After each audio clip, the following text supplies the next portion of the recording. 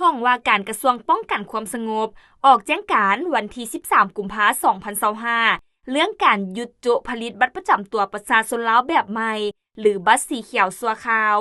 กรมคุ้มครองสมโนครัวและก่อสร้างรากฐานได้ดำเนินจัดตั้งปฏิบัติโครงการคุ้มครองพลเมืองและบัตรประจำตัวด้วยระบบดิจิตอล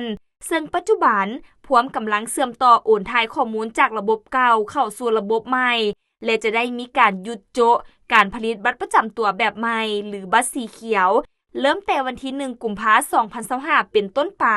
จนกว่าจะมีแจ้งการฉบับใหม่เปลี่ยนแทนในระยะปรับปรุงระบบนี้แม้นให้นำใช้เอกสารเพื่อเคลื่อนไหวเฮ็ดธุรกรรมทางด้านต่างๆคือ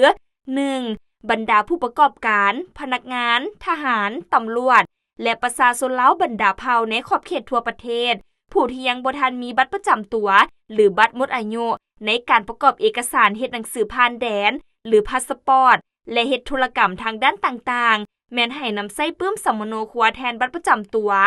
2. บรรดาผู้ประกอบการพนักงานทหารตำรวจและประชาชนลาวบรรดาเผ่าในขอบเขตทั่วประเทศผู้ที่มีบัตรประจำตัวแบบใหม่หรือบัตรเขียวแม้นนำใช้ได้ตามระเบียบการและกฎหมาย